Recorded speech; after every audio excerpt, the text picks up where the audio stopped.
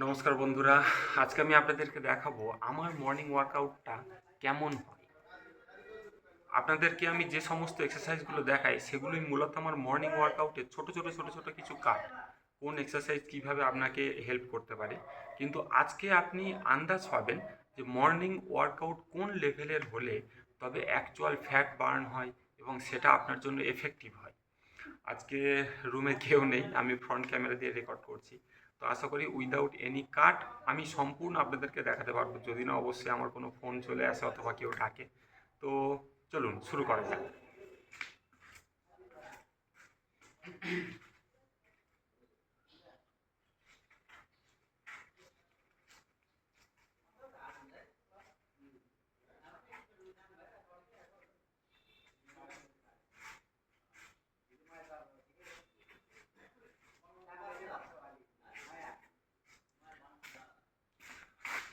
আমার ওয়ার্কআউট সবসময় শুরু হয় স্ট্রেচিং এক্সারসাইজ দিয়ে। স্ট্রেচিংটা মাস্ট, কারণ স্ট্রেচিং এক্সারসাইজ প্রপার যদি আপনি করেন তাহলে আপনার ইনজুরির সম্ভাবনা একদমই কমে যায়। আমাদের অনেকের ক্ষেত্রে হ্যামস্ট্রিংয়ে চোট লাগা, পায়ে মচকা লাগা, কোমরে মচকা লাগা, এই জিনিসগুলো হয়ে থাকে।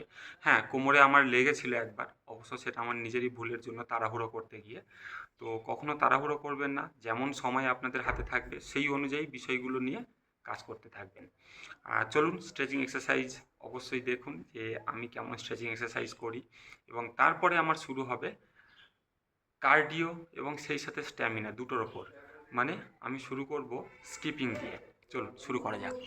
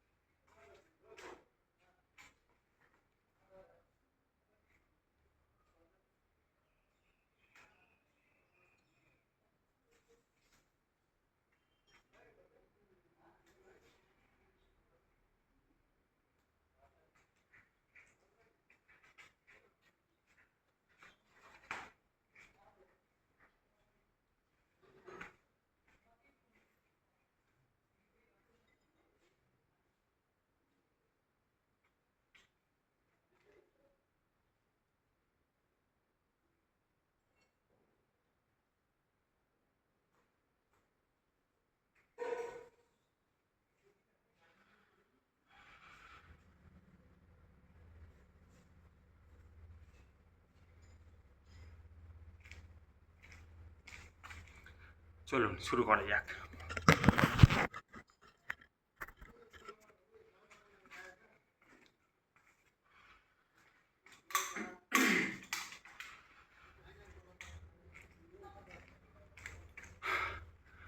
আর হ্যাঁ, আপনাদের কাছে যদি না স্কিপিং থাকে তাহলে এটাকে আপনারা ফ্রগ জাম্প বা হাই নি দিয়েও রিপ্লেস করতে পারেন।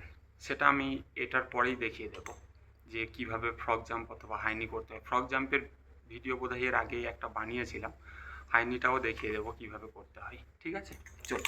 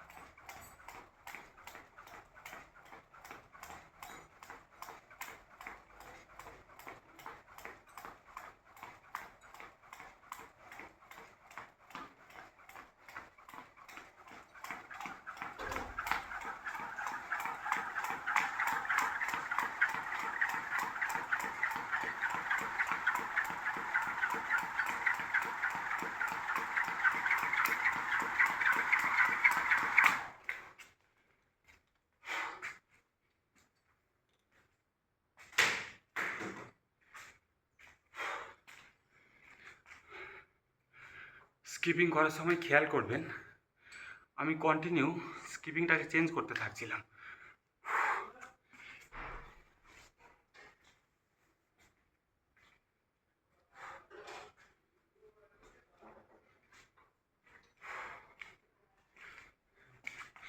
মানে কখনো সিঙ্গেল লেগ, কখনো ডবল লেগ, কখনো অল্টারনেট করে সিঙ্গেল লেগ, কখনো জাস্ট সিঙ্গেল লেগ, কখনো সাইড ওয়াইজ, আগে পিছে কন্টিনিউ হচ্ছে চেঞ্জ করছিলাম। এটাতে কি হয়, এটাতে আমাদের পায়ের যত পেশি আছে সমস্ত পেশির ওপর হচ্ছে প্রভাব পড়ে। এই জন্য স্কিপিং শুধুমাত্র একভাবে করতে নেই, এক প্রকারের করতে নেই, সেটা কন্টিনিউ চেঞ্জ করতে হয়। আর মিনিমাম টার্গেট রাখবেন 500, 3 রাউন্ড 500 করে মিনিমাম আপনার টার্গেট থাকবে, ঠিক আছে? আর অবশ্যই একটা রাউন্ডের পরে মাঝখানে কিছুক্ষণের রেস্ট দেবেন, 45 থেকে 60 সেকেন্ডের একটা রেস্ট থাকবে এবং সেই সাথে শুরু করতে থাকবেন, ঠিক আছে? চলুন।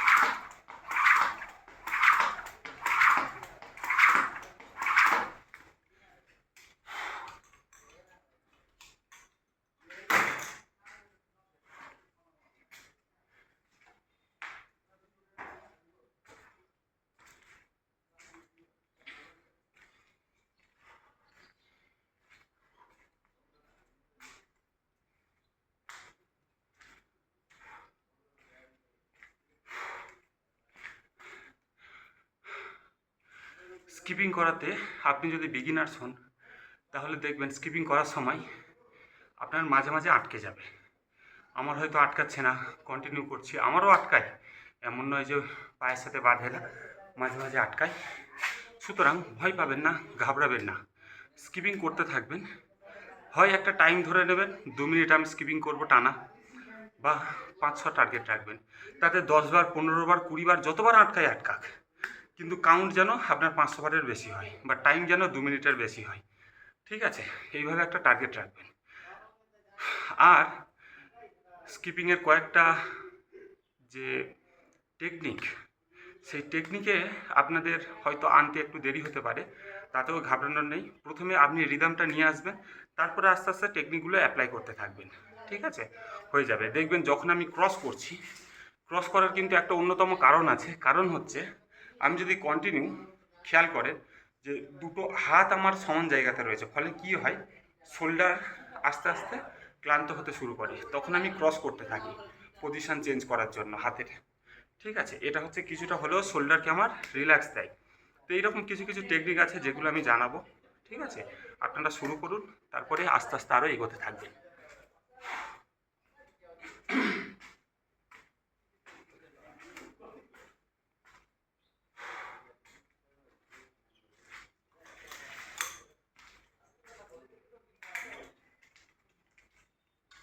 চলুন লাস্ট রাউন্ড শুরু করা যাক।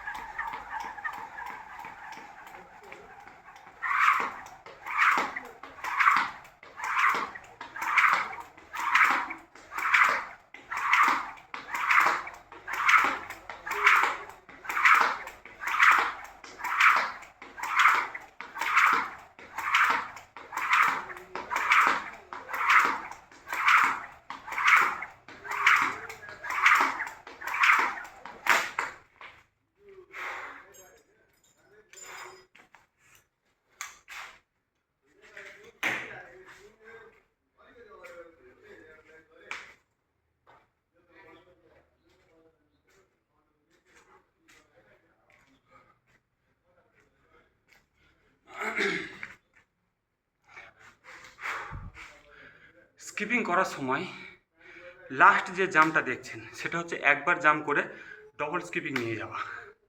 এটা হচ্ছে একদম টপ পর্যায়ের একটা টেকনিক বলা যায়। তো এটা আপনাদের হয়তো প্রথম প্রথম নাও আসতে পারে, কিন্তু হাল ছাড়বেন না, কারণ এটা স্ট্যামিনাতে ভীষণভাবে কাজে লাগে। একবার জাম্প করে স্কিপিংটাকে দুবার পাস করাতে হবে পায়ের নিচে দিয়ে, ফলে জাম্পটাও প্রপার হওয়া দরকার, সেই সাথে হচ্ছে হাতের স্পিডটাও থাকা দরকার, এবং অবশ্যই এটা বডি কোঅর্ডিনেশনের জন্য একটা খুবই এফেক্টিভ একটা টেকনিক। ঠিক আছে, খেয়াল করে দেখুন, আমি দার্জিলিংয়ে আছি, ঠিক আছে, আপনি যদি ভালোভাবে লক্ষ্য করেন দেখবেন মুখটুক ইতিমধ্যে ঘেমে গিয়েছে। এই ঠান্ডার মধ্যে যদি এই 3 রাউন্ড আমাকে এতটা ঘামিয়ে দিতে পারে, তাহলে আপনাদের ক্ষেত্রেও বিষয়টা কতটা এফেক্টিভ হতে পারে একবার ভেবে দেখুন। সুতরাং স্কিপিং জিনিসটাকে স্কিপ করার চেষ্টা করবেন না। এটা একটা টপ লেভেলের একটা এক্সারসাইজ, স্ট্যামিনা এবং কার্ডিও দুটোর জন্য একইভাবে হচ্ছে কাজ করে। ঠিক আছে, আর সেই সাথে বলে রাখি, স্কিপিং আমাদের যে বোন ডেন্সিটিটাকে ইমপ্রুভ করে, আমাদের হাড় আরও মজবুত হয়। ঠিক আছে, চলুন পরবর্তী ধাপে আমরা চলে যাই।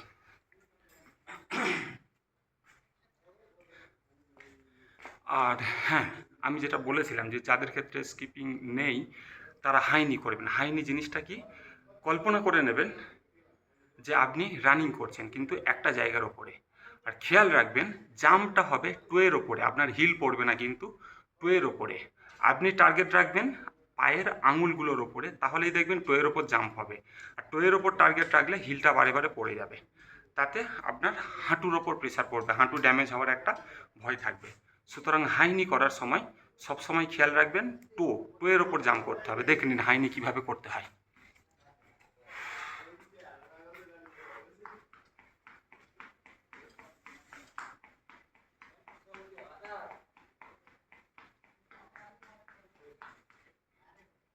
ঠিক আছে, এবং এটার আরও কিছু কিছু টেকনিক আছে, ফ্রন্ট মানে আগু পিছু করে, সাইড ওয়াইজ, ঠিক আছে, এগুলোও আস্তে আস্তে হয়। তবে আপনি যদি টোয়ের ওপর জাম্প করতে থাকেন দেখবেন আপনার কাপ মাসেল আস্তে আস্তে মজবুত হবে, এবং পরবর্তীতে আপনি যখন স্কিপিং শুরু করবেন এটাই আপনাকে হেল্প করবে। ঠিক আছে, আর ফ্রগ জাম্প তো আপনারা জানেন, এর আগেও একটা ভিডিওতে দেখেছি। তো আজকে আমি, যেহেতু ভিডিওটা বড় হবে, আমি সব কিছু দেখাতে পারছি না, তো আমি আমার পরবর্তী এক্সারসাইজের ধাপে চলে যাচ্ছি। ঠিক আছে,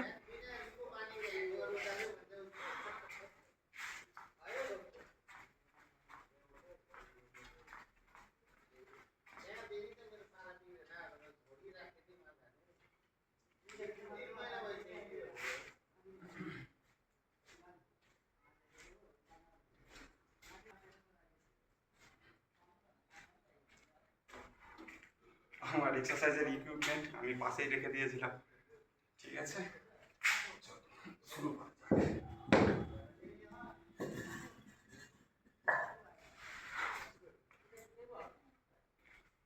এখন করবো আমি সাইড লঞ্জিং।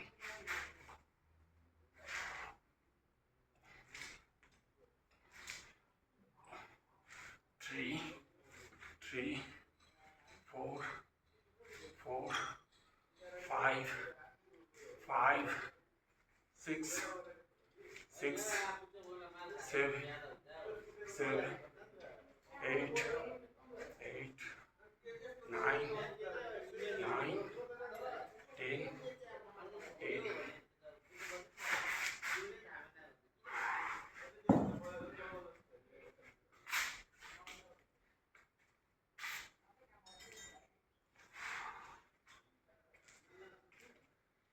30 থেকে 45 সেকেন্ডের একটা গ্যাপ, এবং পুনরায় শুরু করব।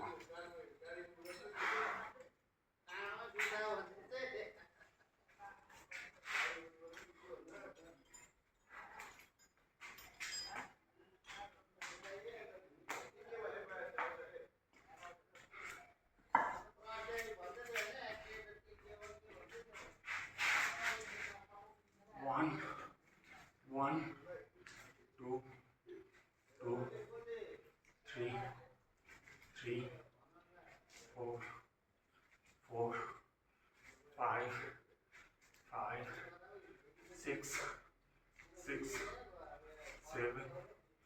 7, 8, 8, 9, 9, 10, 10.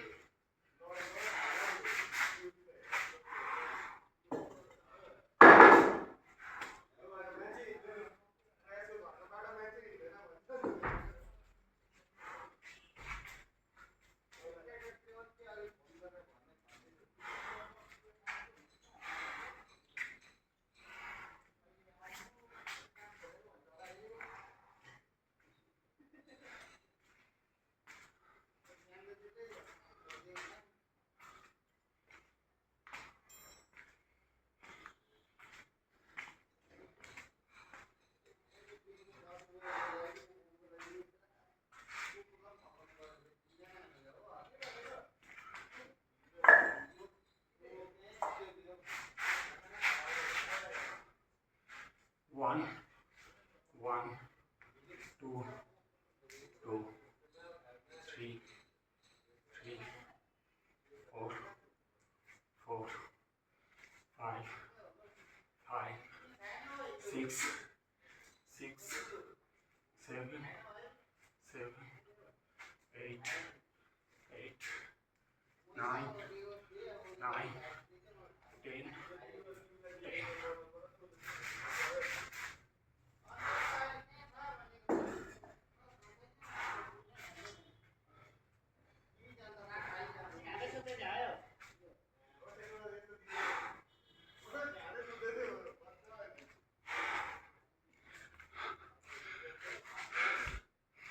আপনারা যখন সাইড লঞ্জেস করবেন, যদি আপনি বিগিনার্স হন, তাহলে একদম বিগিনার্স সামনে হাত রেখে সাপোর্ট নিয়ে করবেন। আরও একটু লেভেল আপ হলে হাত দুটোকে টোয়ের ওপর রাখবেন। তারপরে খালি হাতে ব্যালেন্স নিয়ে করার চেষ্টা করবেন, এবং নেক্সট লেভেলে যখন এক্সট্রিম পর্যায়ে পৌঁছে যাবেন তখন আপনি হাতে ওয়েট রাখবেন। ঠিক আছে, ধীরে ধীরে লেভেল আপ হবে। বিষয়টা একটুখানি দেখিয়ে দিই।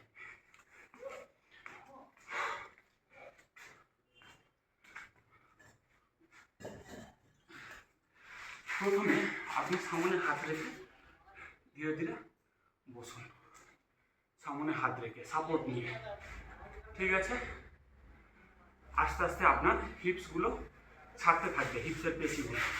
তারপরে হাত দুটোকে আপনি টোয়ের মধ্যে রাখুন, টোয়ের মধ্যে রেখে আস্তে আস্তে করতে থাকুন। ঠিক আছে, ওকে। তারপরে আপনি ধীরে ধীরে আপনার হাতটাকে তুলে নিন এবং জাস্ট টোয়ের ওপর করতে থাকুন। ওকে, তারপরে যখন আপনার বডি ব্যালেন্স এবং স্ট্রেংথ পায়ে চলে আসবে, আপনি ইট বা ডাম্বেল যদি আপনার কাছে থেকে থাকে সেই সব দিয়ে আপনি হাতে ওয়েট বাড়িয়ে নিন।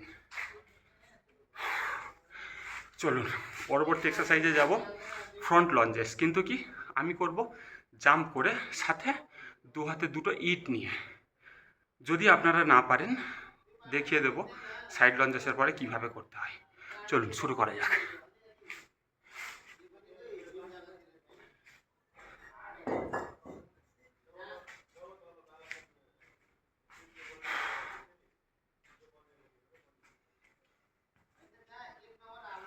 One, 2, 3, 4, 5, 6, 7, 8, 9, 10, 11, 12, 13, 14, 15, 16, 17, 18, 19, 20.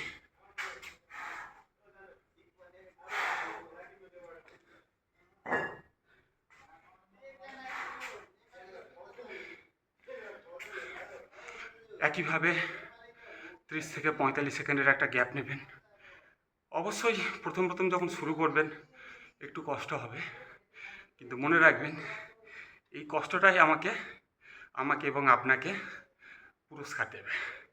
ঠিক আছে,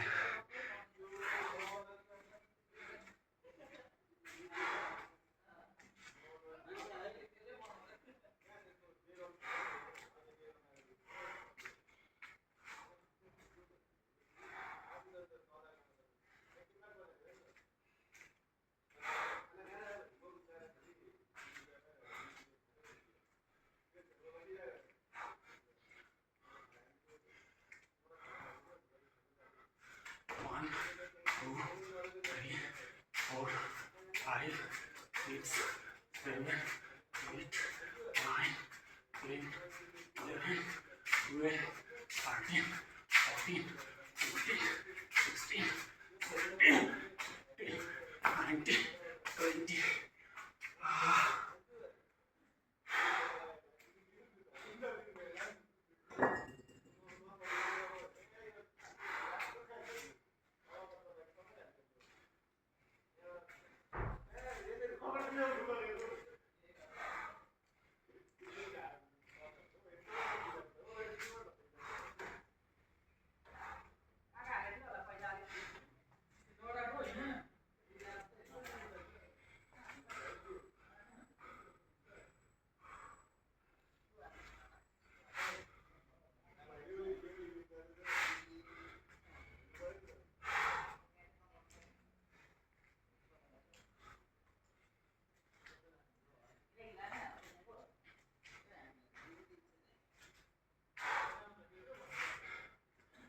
Start. 1, 2, 3, 4, 5, 6, 7, 8, 9, 10, 11, 12, 13, 14, 15, 16, 17, 18.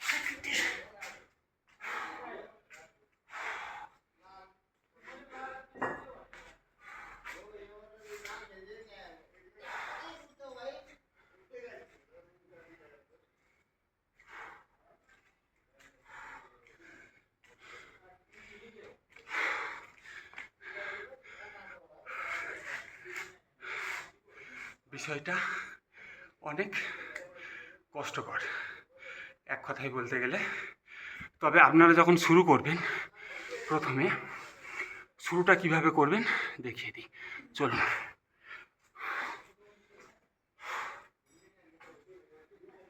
শুরু করবেন সিম্পল লেগ বেন্ডিং দিয়ে, অবশ্যই ফ্রন্ট লঞ্জেস, কিন্তু সিম্পল। 1, 2, 3, 4। এরপরে এটার সাথে সাথে ওয়াক করবেন।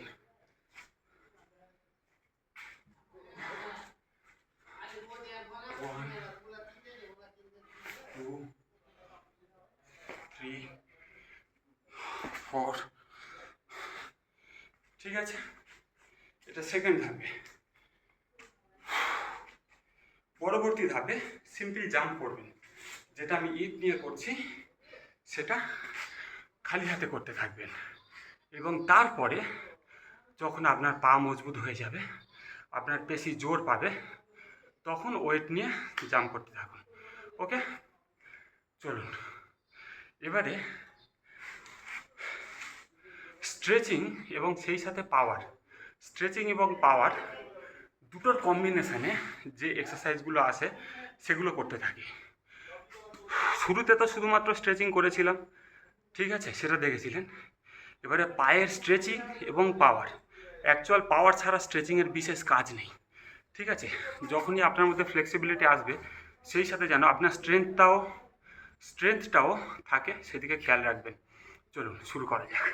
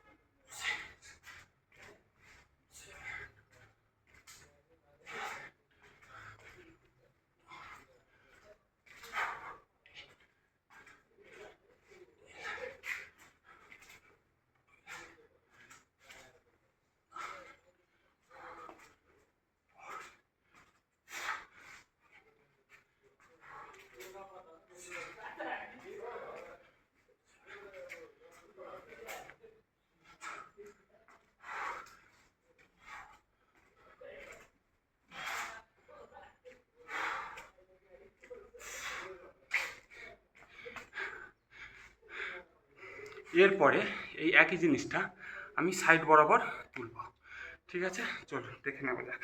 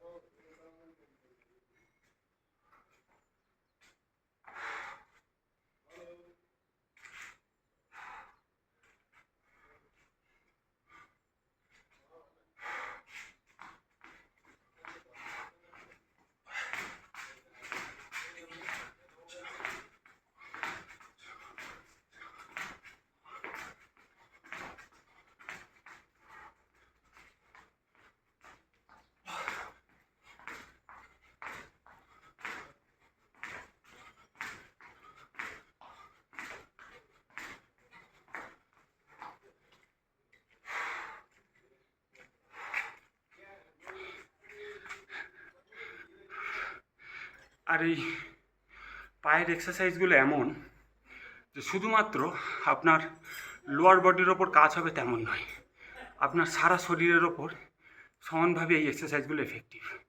আপনার ফ্যাট বার্ন করানো, স্ট্যামিনা বাড়ানো, ঠিক আছে, সব কিছুতেই সমানভাবে কার্যকরী। অবশ্যই এগুলো করার চেষ্টা করবেন।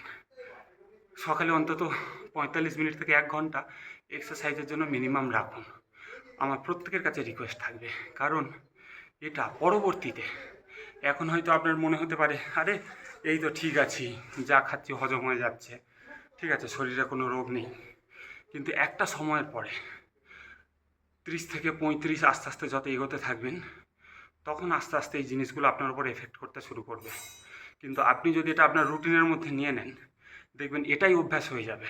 এবং সত্যি কথা বলতে 1 নম্বর আপনার বয়স কমিয়ে দেবে, আর 2য় নাম্বার সারা জীবন, প্রায় সারা জীবন বলতে পারি, প্রায় সারা জীবন আপনি আপনার পছন্দের মতো খাবার দাবার খেতে পারবেন, আপনার পছন্দের পোশাক পরতে পারবেন।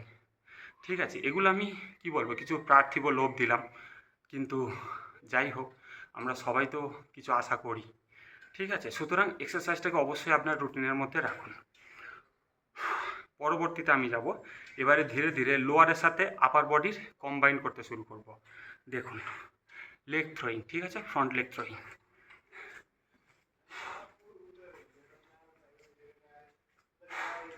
ভালো হবে, মানে আপনার সুবিধা হবে যদি আপনি দুটো ইট হাতে নিয়ে নেন, আপনার জাম্প করতে অনেকটা সুবিধা হবে। এইভাবে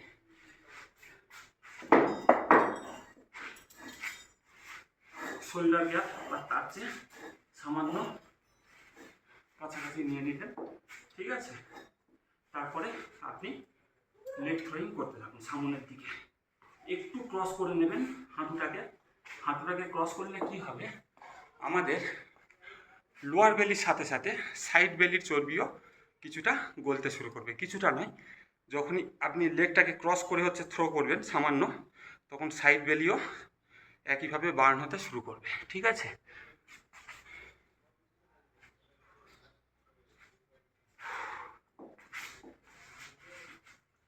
স্টার্ট।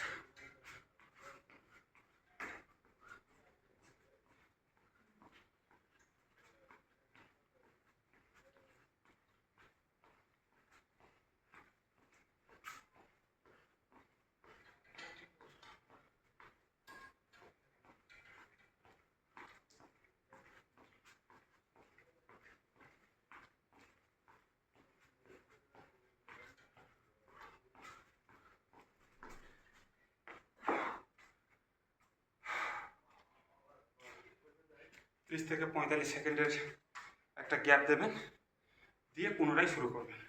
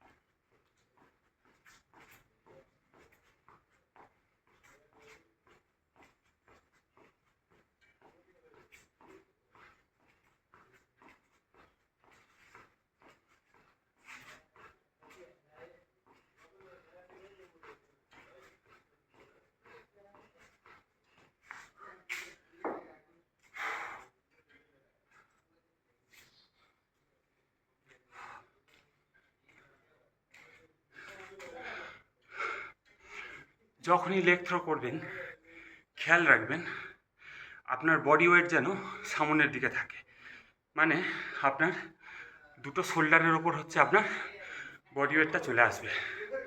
বডি ওয়েট যেন আপনার কোমরে গিয়ে না পড়ে, ঠিক আছে? শরীরটাকে সামনের দিকে এগিয়ে দেবেন, দিয়ে লেগ থ্রো করবেন।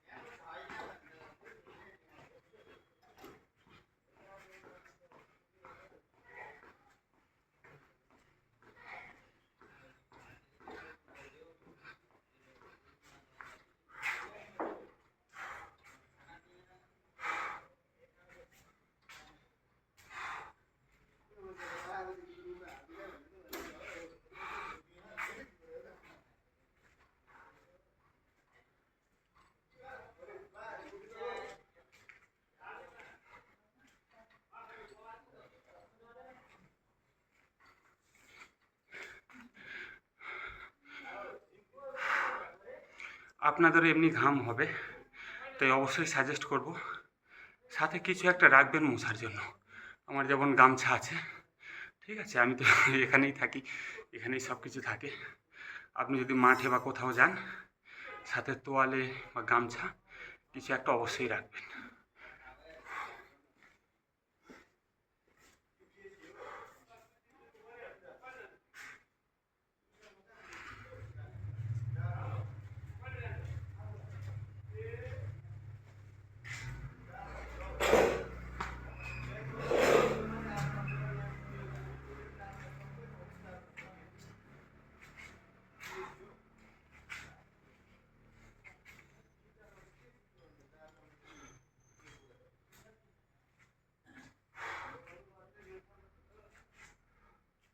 এবারে আসবো সাইড সাইড লেগ থ্রো, ঠিক আছে?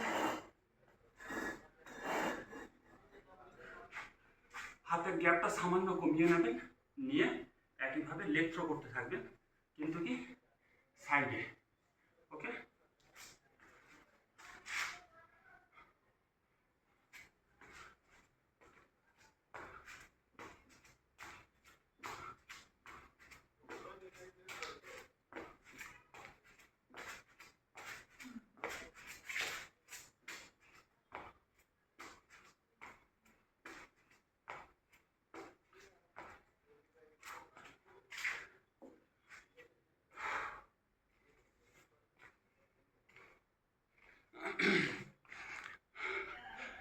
এটা করার সময় খেয়াল রাখবেন আপনার পাটা আপনার হাতের পাশে এসে যেন পড়ে, ঠিক আছে?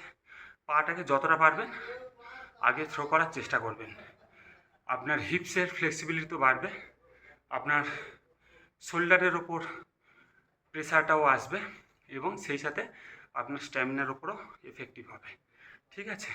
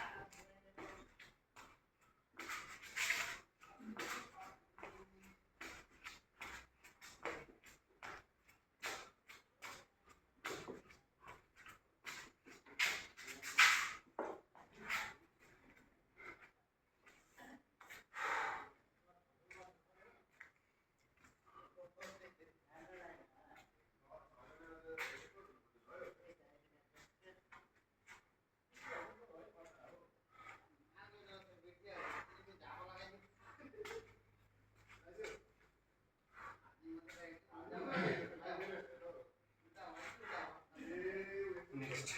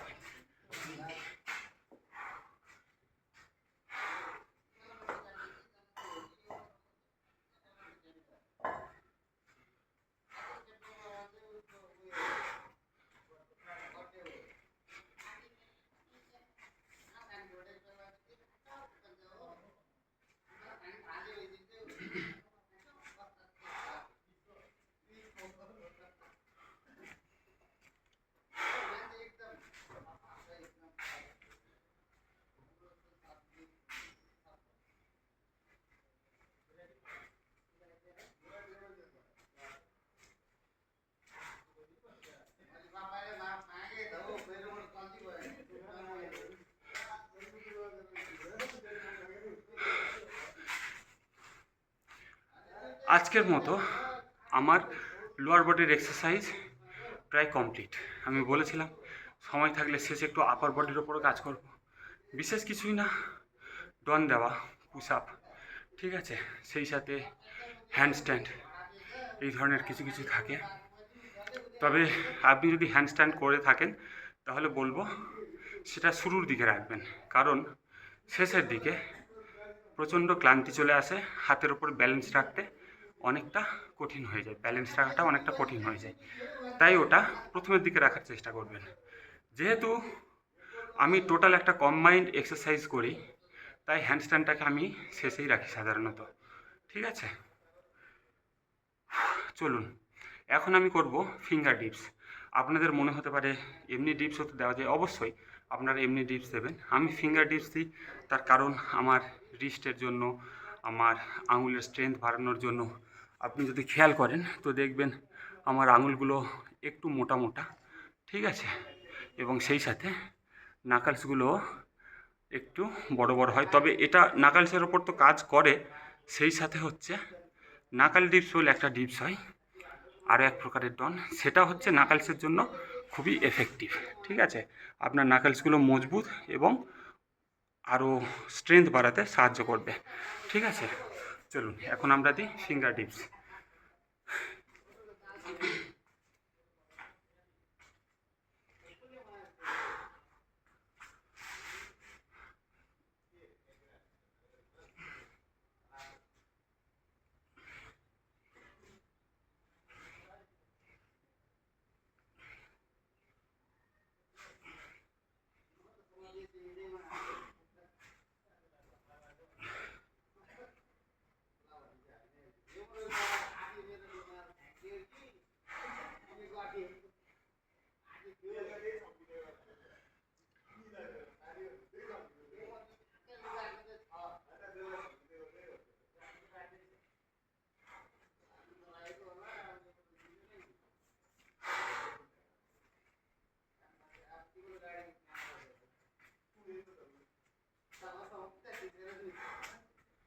Next round.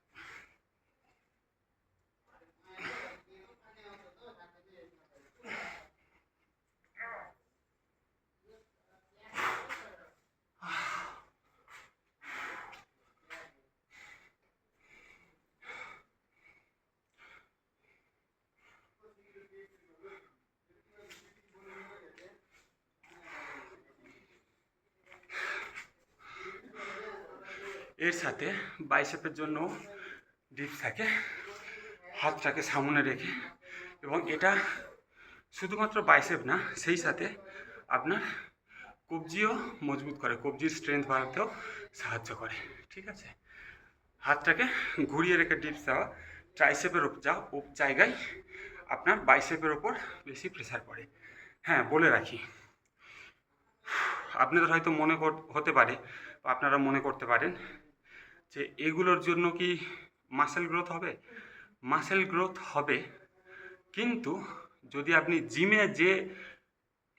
জিমের যে এফেক্ট পাবেন সেটা কিন্তু পাবেন না। কারণ এখানে শুধুমাত্র স্ট্রেংথ না, সেই সাথে আপনার কার্ডিও, স্ট্যামিনা সবগুলোর ওপর সমানভাবে কাজ হয়। সুতরাং আপনার মাসেল গ্রোথ সেই লেভেলের হয়তো হবে না, কিন্তু আপনার স্ট্রেংথ বরাবর থাকবে এবং সেই সাথে আপনার ফ্লেক্সিবিলিটি, স্ট্যামিনা সব কিছু আপনার মধ্যে থাকবে। জিমের ক্ষেত্রে কি হয়, স্ট্রেংথ বাড়ে, শরীরের গঠন ভালো হয়, কিন্তু স্ট্যামিনা অনেকটা লস করতে থাকে। ঠিক আছে, ওদের ক্ষেত্রে রান করা একটু মুশকিল হয়ে যায়, বা ফ্লেক্সিবিলিটি, এই জিনিসগুলো ওদের জন্য অনেক টাফ হয়ে যায়। কিন্তু ওদের ক্ষেত্রে কি, দেহ সৌষ্ঠব যেটা বলা হয় সেটা একদম সুন্দর দেখতে লাগে। কিন্তু এক্ষেত্রে কি, আপনার হয়তো অতটা অ্যাট্রাকটিভ লাগবে না, কিন্তু নিরোগ দেহ সেই সাথে স্ট্রেংথ দুটোই আপনি পাবেন। ঠিক আছে।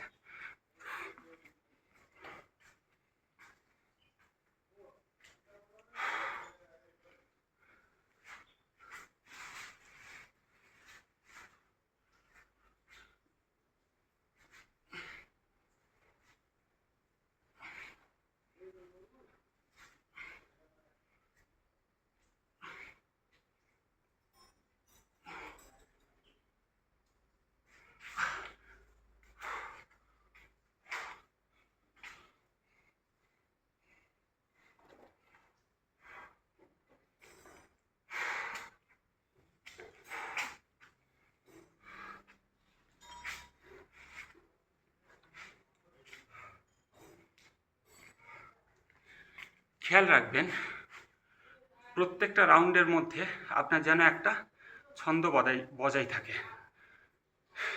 এক রাউন্ড করলেন, নেক্সট রাউন্ড আবার কোথাও ঘুরতে চলে গেলেন, কারোর সাথে গল্প করছেন, তেমনটা না হয়। টোটাল 3 রাউন্ড কমপ্লিট করে তারপরে যদি কারোর সাথে কথা বলতে হয়, অবশ্যই সেই সাথে আপনি হাত পা নাড়ানো, ঠিক আছে, কথা বলতে বলতে এগুলো করতে থাকবেন। ফলে আপনার শরীরটা কি সাথে সাথে কুল ডাউন হয়ে পড়বে না। ঠিক আছে, আপনার যে শরীরের মধ্যে যে গরমটা তৈরি হয়েছে সেটা বজায় থাকবে।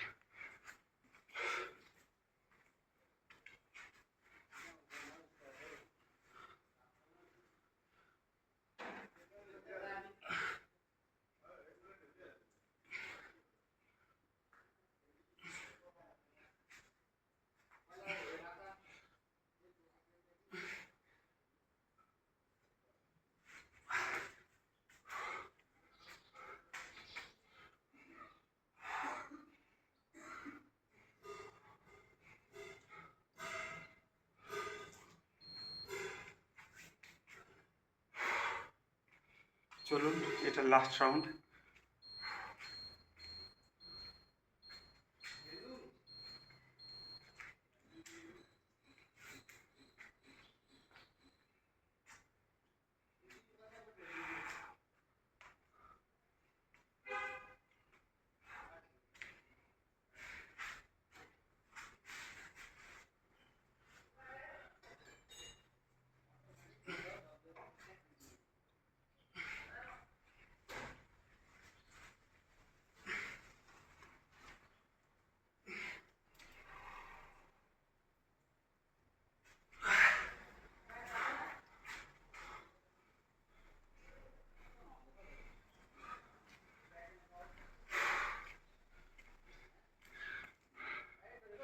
এবং আপনাদেরকে বলে থাকি, আমি কিন্তু বেস্ট নই, আমি যতটা সম্ভব করার চেষ্টা করি।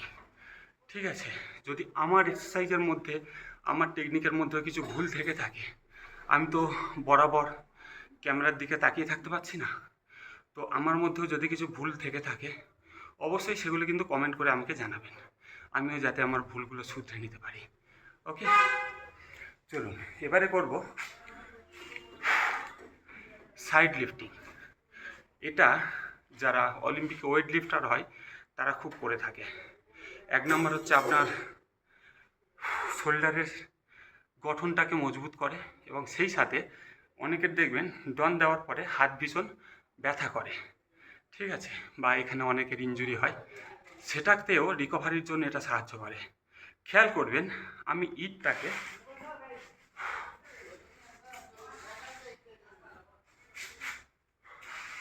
এইভাবে সাইড থেকে না ধরে আমি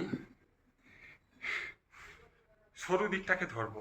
সরু দিকটাকে ধরলে কি হয়, আপনি যখন আপনার আর্মসটাকে স্ট্রেচ করবেন সেই ক্ষেত্রে কি হয়, আপনার শোল্ডারের সাথে সাথে আপনার কবজির ওপরও, কারণ আপনি যদি এইভাবে ধরেন কবজির ওপর অতটা জোর আসবে না, কিন্তু যেই ঘুরিয়ে সরু দিকটাকে ধরবেন দেখবেন নিউটনের থার্ড লিভারের মতো এখানে বেশি প্রেসার পড়তে শুরু করবে, ফলে আপনার কবজির ওপরও একটা চাপ আসবে এবং এই চাপটাই আপনার কবজিটাকে মজবুত বানাতে সাহায্য করবে। ঠিক আছে, তো সুতরাং এটা করার সময় আপনারা সরু দিকটাকে ধরার চেষ্টা করবেন।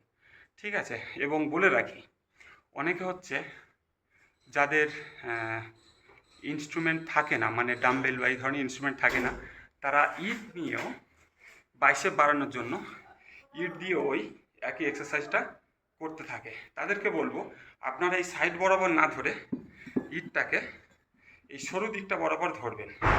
এর ফলে কি হবে,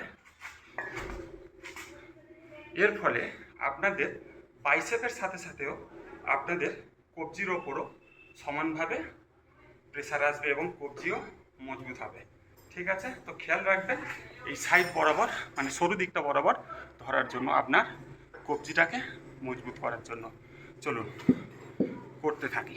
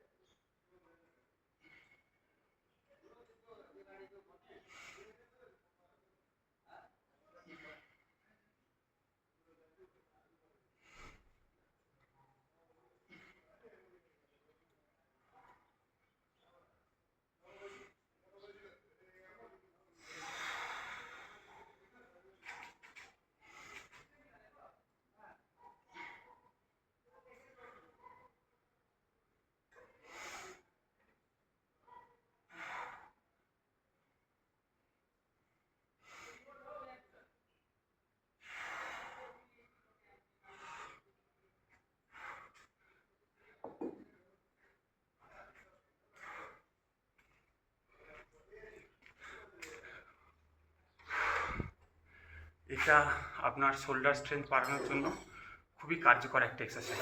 ঠিক আছে, এবং যেভাবে বললাম ওই টেকনিকে করবেন, ফলে আপনার শোল্ডারের সাথে সাথে আপনার রিস্টও চওড়া এবং মজবুত হতে থাকবে। অনেকে দেখবেন হাতে বলে যে হাত ঘড়ি পরলে মানায় না, কারণ কি তাদের রিস্ট অনেকটা পাতলা, কিন্তু আপনি যদি এক্সারসাইজ করার সময় একটু একটু খেয়াল রাখেন তাহলে আপনার মজবুত রিস্ট এবং মজবুত হাত তৈরি হতে সাহায্য করবে। ঠিক আছে, চলুন।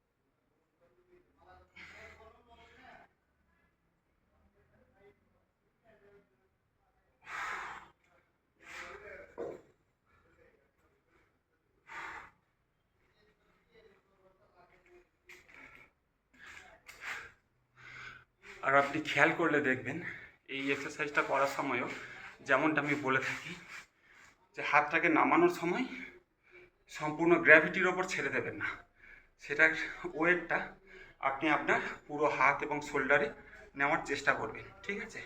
তাতে শরীরের ওপর প্রেশার আসবে এবং সেই অনুযায়ী আপনি হাতটাকে নিচে নামাবেন, ঠিক আছে? চলুন থার্ড রাউন্ড শুরু করা যাক।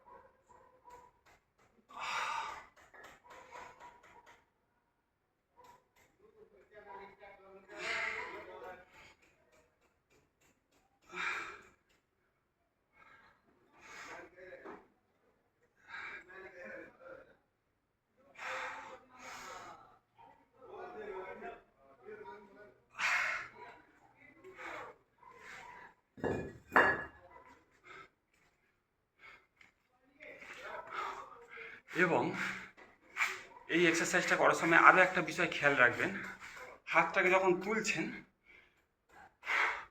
হাতের টানটা পিছন দিকে থাকবে, ঠিক আছে? সামন থেকে এইভাবে উঠবে না বা একদম সাইড থেকে তুলবে না, হাতটাকে এইভাবে গিয়ে পিছনের দিকে মানে আপনার মাথার পিছনের দিকে গিয়ে মেলানোর চেষ্টা করবেন, ঠিক আছে?